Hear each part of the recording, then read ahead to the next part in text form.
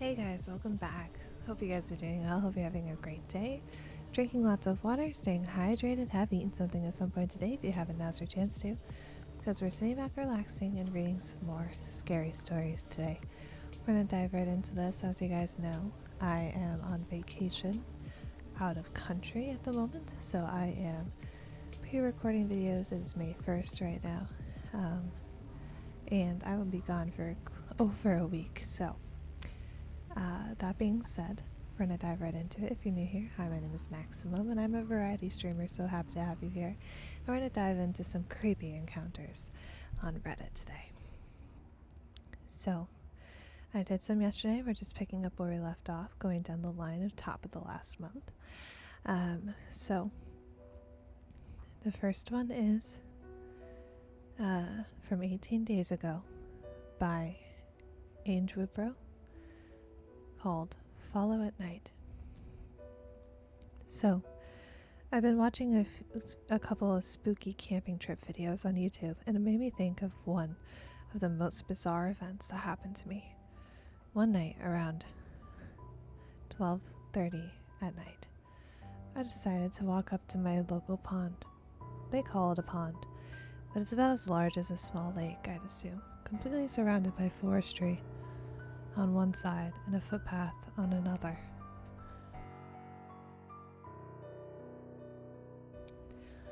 On the side with the footpath, every 50 to 100 meters, you have large downhill muddy dips that lead to a wooden bank where people can relax or fish in the water. So this evening, I go there to get out of the house for some peace of mind after a couple of drinks.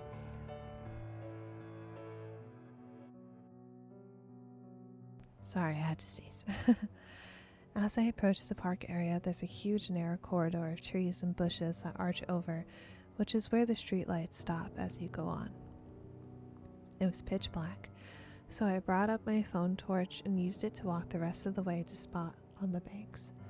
After about 20 seconds of walking, I hear footsteps behind me. I turn and see this hooded figure with what looked like to be a dark morph suit completely cloaking his appearance. He was walking pretty quickly, so I picked up my pace, really alarmed at this person coming from nowhere, and after 30 or so seconds of walking without looking back, I turned around and they were gone. So I go and sit on the bank, leave my brother some voice notes telling him what happened, and he just finds it amusing, but says to be careful. I sit there trying to relax and do so for about 15 minutes before giving up. As I make my way back, again scanning the road to see where I'm going, the same figure comes out of the darkness and walks straight toward me. At this point, I'm ready to fight. So I walk right at them and stare at them. As I thought, a full dark morph suit or mask with completely black attire and hood. They just walk right past me. Why were they in that suit? Why did they leave at the exact same time I did? Why were they walking at pace behind me and following me as I entered the dark? Anybody have a similar experience? Who walks out of the pitch black wearing an all black bodysuit?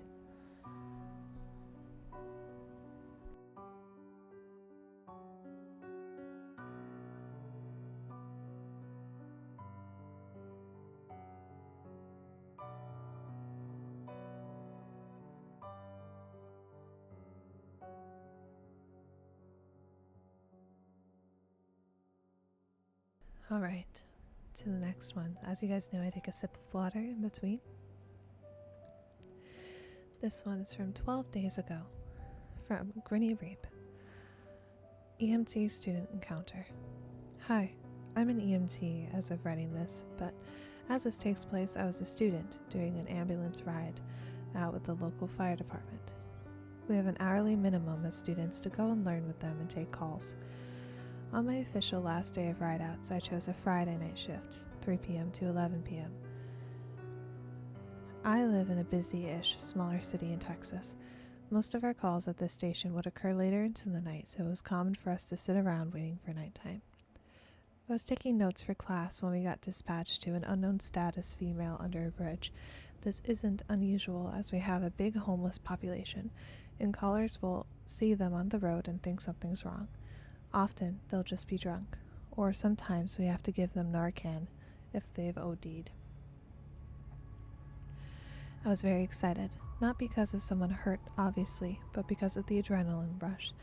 Walking out onto scene, we were dispatched to a residence. But not a house, it was a collection of tents intricately connected together under a big main highway road. Walking closer, the EMT, medic, and I found out who our patient was.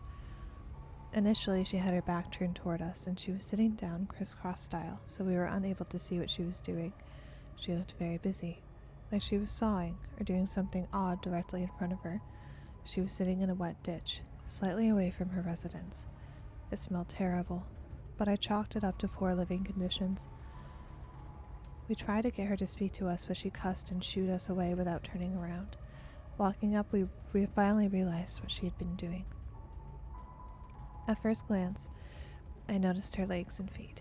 She had discolored ankles, and feet in unnatural shades of purple, yellow, and green tones. Toward the toes, there was raw red flesh slowly bleeding and inflamed. I didn't recognize what she was holding at first as I was too distracted by her feet. At this moment, my medic was talking to her, trying to comprehend what was happening and to get her to want transport. She was cutting off her toes with a pair of kitchen scissors. The feet had necrotized, and she was brutally hacking away at her flesh and toes with the most blunt pair of scissors I'd ever seen. On her left foot, her rotted flesh had toe bones sticking out. She had completely degloved her toes, and we were unable to find them on scene. On her right foot, she had been successful at amputating the toe bones and left a grossly rotted stump of necrotic flesh. Again, not able to find the remnants. Despite the gruesome injury, she was not in pain, assumingly from the flesh necrotizing.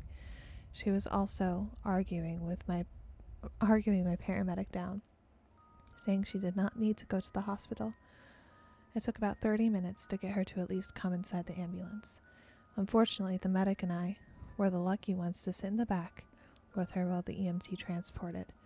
Before transport, however, the smell was overwhelming and my medic had to briefly step out to throw up before going en route. I am still unsure why I didn't get sick. It was really bad. I do have a background in mortuary transport, though, so a bonus from that job. With her on the stretcher and with better lighting, we were able to see the damage she had done to her feet. The entire time she was arguing that she wouldn't need an amputation, that cutting her toes off and wrapping bandages around them got rid of the gangrene. I looked at her injuries more closely and saw there were bugs in her skin, not big ones, but the movement was present, and that's how I noticed them. We didn't want to make her angrier than she was, so we didn't take any vitals and ask too many questions. The stench was an absolute insanity. Upon arrival to the hospital, an ED doctor I'd seen a few times doing clinicals took over. The patient was very excitingly screaming about her removal of her toes, directly into the doctor's face. We sprayed everything and wiped literally every surface of the ambulance with disinfectant. Directly after we left and got food from Zaxby's. It's crazy to say, but her feet with the tiny bones sticking out looked like chicken bones, or it looked like discolored ribs. Also, the patient had a bunch of Nazi tattoos on her, and the day prior, the fire department had been out on her for a similar call before she hacked off her toes.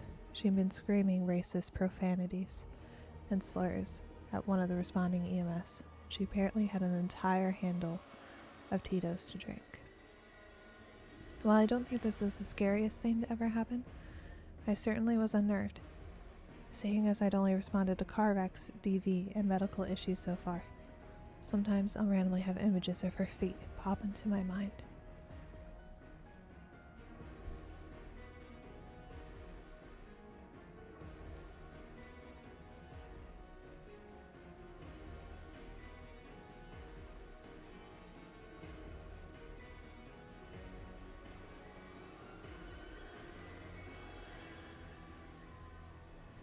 This one is from 22 hours ago by Play the Blues, called Not Sure of what this woman's intentions were. I am mainly posting this to ask you guys what you guys think of the situation as I run it over in my head a lot. Was it sketchy, or do you think I'm being dramatic?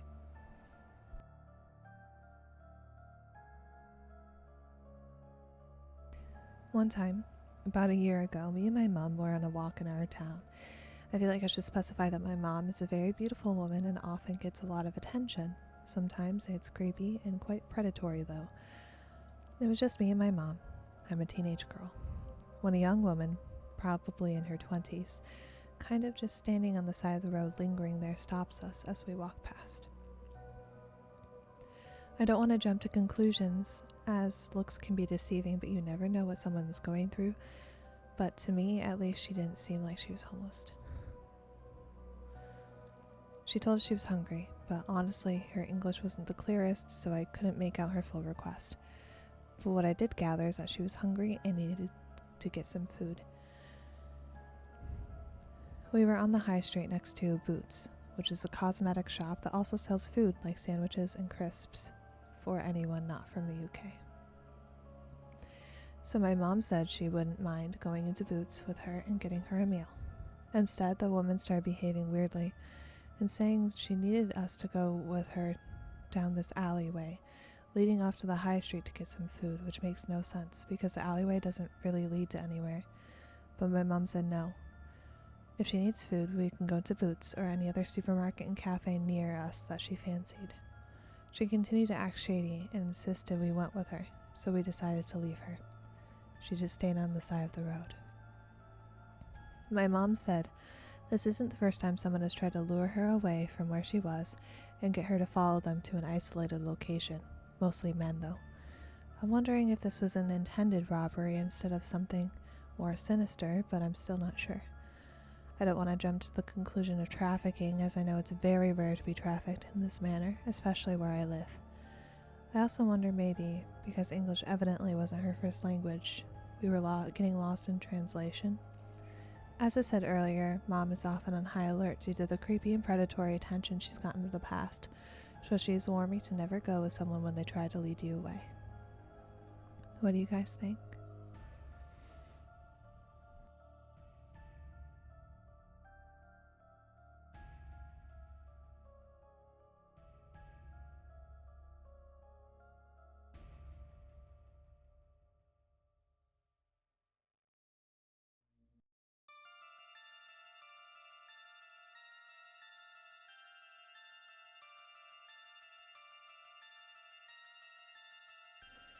This one is from 13 days ago by Straight for Shady, called Almost Kidnapped in a Gas Station. I have so many encounters that I could write about. I seem to be a magnet for weird and creepy happenings. This occurred when I was around 19 or 20. My life was a mess, to say the least, and I was under a lot of pressure. One of my favorite things to do is go to a used bookstore that I've gone to since I was little. You can exchange books for store credit, so I hadn't had to really pay for a book in years. This book was in a strip mall, and there was a 7-Eleven where I would sometimes get myself a soda and cigarettes. The people at the bookstore didn't care if I had a drink in there. The men there, probably in their 20s or 40s, were checking me out and making some comments they wanted. When I bought my cigarettes and the cashier saw I was over 18, he said, "Wow, you're 20? I thought you were so much younger. Doesn't she look younger?" And the other man working there agreed. It seemed like such an odd thing to say. I wanted to sit at the Starbucks across the street, but there was no seating. I lit my cigarette at the 7-Eleven, and turned out the cashier decided to take his break and smoke at the same time. I tried to be casual and not seem creeped out, but my guard was up, so I wandered over to the store to stay away from whatever they were doing. I was at the bookstore for a while, then somehow I lost track of where I parked. I swear I could lose my car anywhere. I was wandering around the parking lot and stepped between two trucks. Randomly, the 7-Eleven worker stepped in front of me, saying I had to come back in. I told him I had to work in a pretty dismissive way, and stepped forward. He repositioned himself so I couldn't pass him without spilling my drink, and walking under his arm. He claimed that the cashier really needed my number. He claimed that at 5 p.m. they were going to a party and I could come to the back of the store and drink until they left.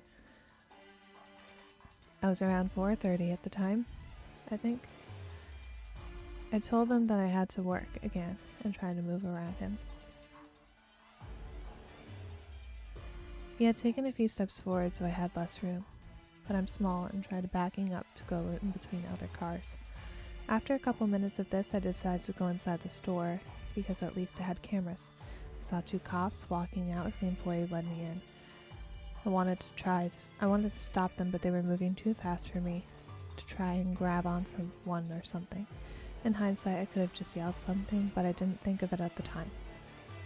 I also have notoriously bad luck with cops, so that didn't feel like the safest option either. When I came back in, they had already selected mini bottle liquor for me. The cashier was explaining how this party on a Wednesday at 5 p.m.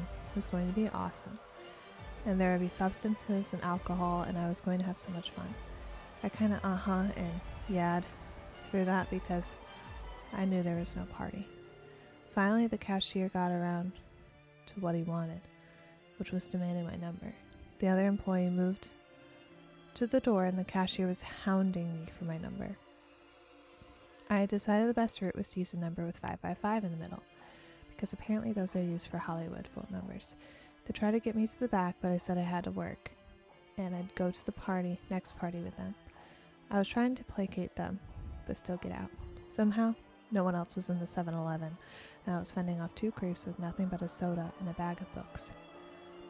I finally appeased them and exited and knew they would be watching me. I couldn't walk to my car and go off to Nanny because I didn't want to see them in my car.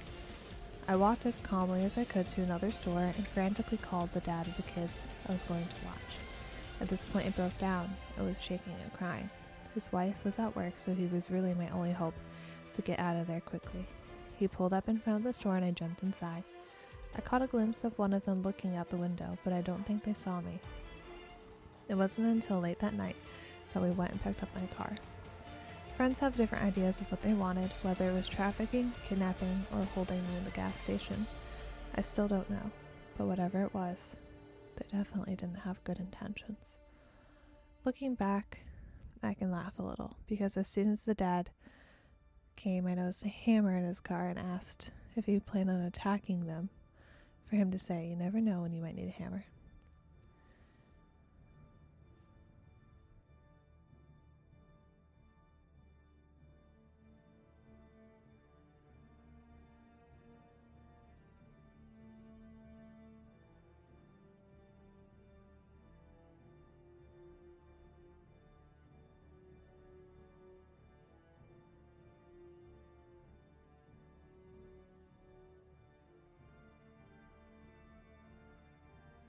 Alright, this one's from 8 days ago by Big Cow 8727.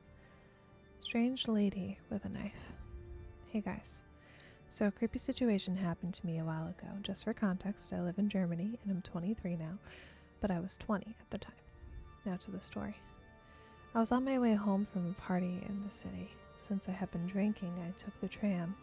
Unfortunately, I had to get off at a stop because the tram only went that far. About 3 stops from my actual destination. Since it was dark, around 1 or 2 a.m., I didn't feel like walking through a forest. I decided to wait 45 minutes for the next tram. There were a few houses nearby, a swimming pool, and the forest. At the tram stop, no one was around. Then a woman approached me, about 50 years old, with a backpack. She seemed quite confused, but not threatening. She was wearing slightly ripped jeans and shoes. She randomly asked me what the name was, and I told her it was Tom, a fake name. She asked if I was also taking the tram, and I said yes. Then out of nowhere, she sat on the ground and started telling me the story, warning me to be careful. She said she'd had problems with some Bulgarians involved in pimping, etc.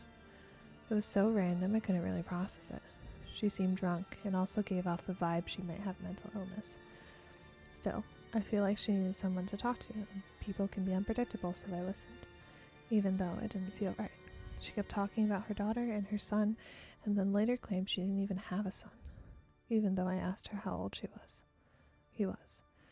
She kept circling back to the Bulgarians like it was some kind of obsession or tick. She mentioned her daughter was a prostitute and that she didn't want that for her, but she repeated that a lot. She asked if I had a girlfriend, but before I could answer, she immediately switched back to talking about her daughter again.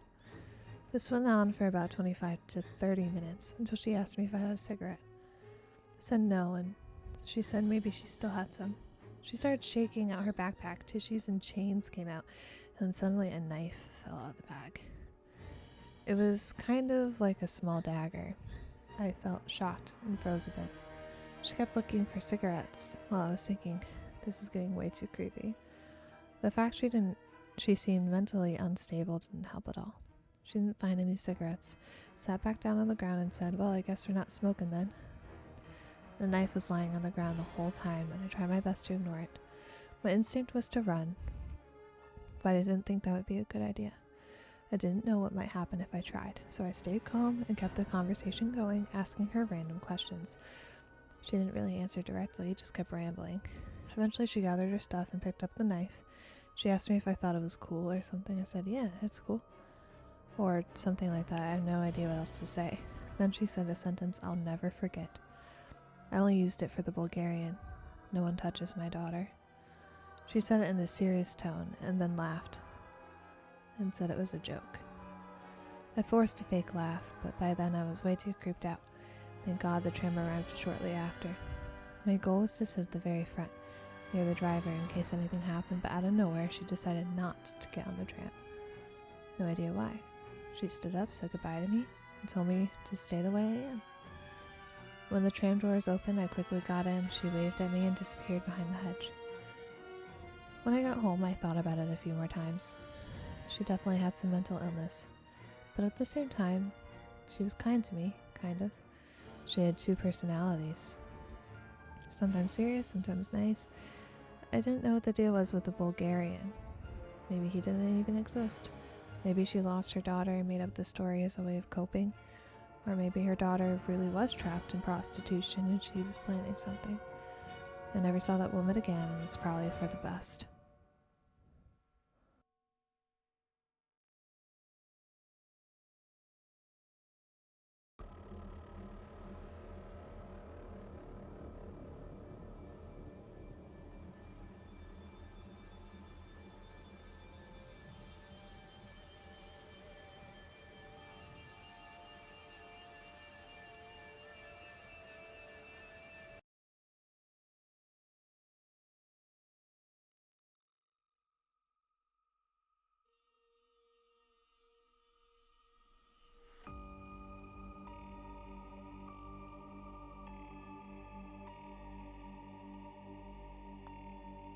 Changed my music. I didn't really like the playlist I was playing.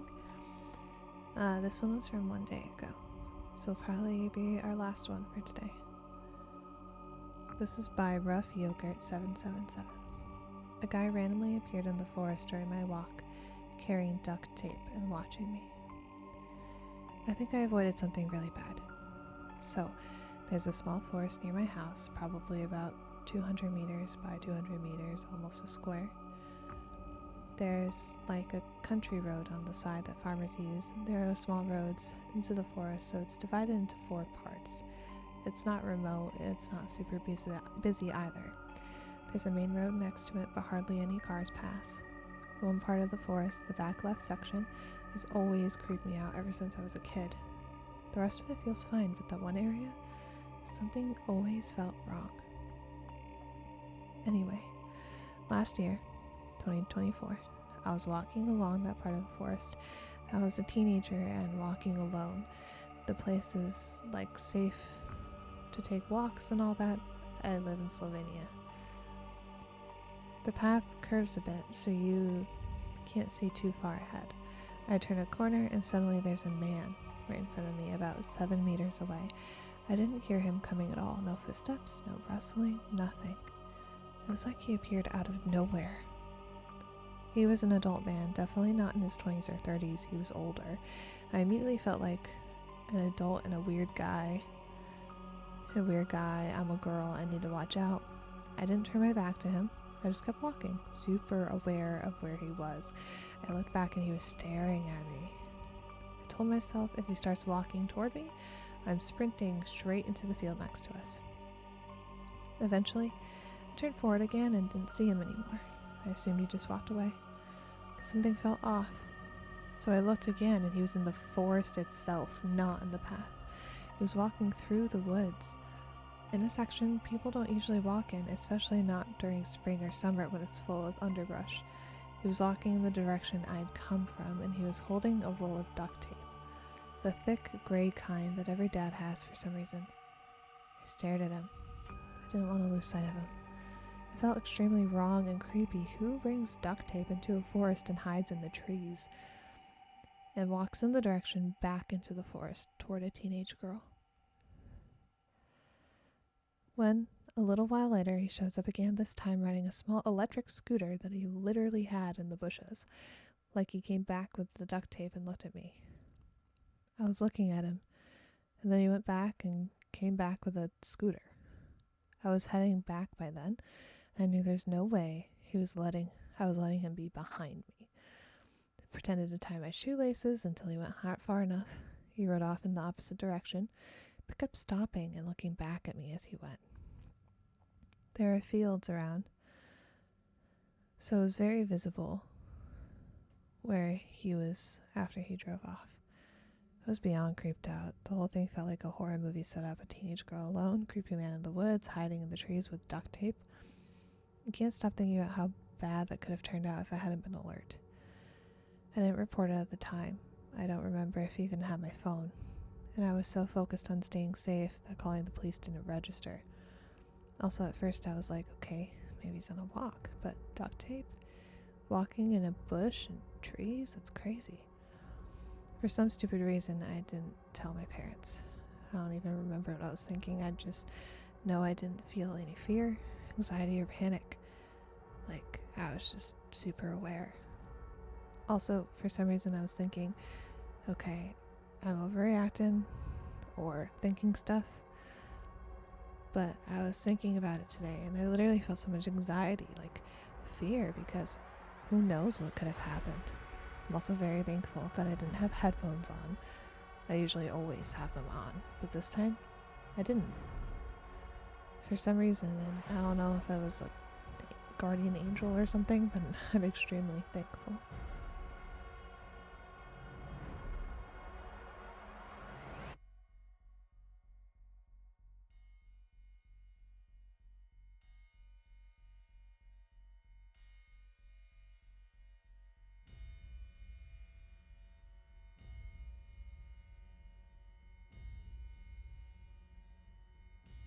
So we are going to end for today. Thank you guys so much for watching. I hope you enjoyed today's video. I'll be back tomorrow, probably with some more of this. I'm having a lot of fun with it. So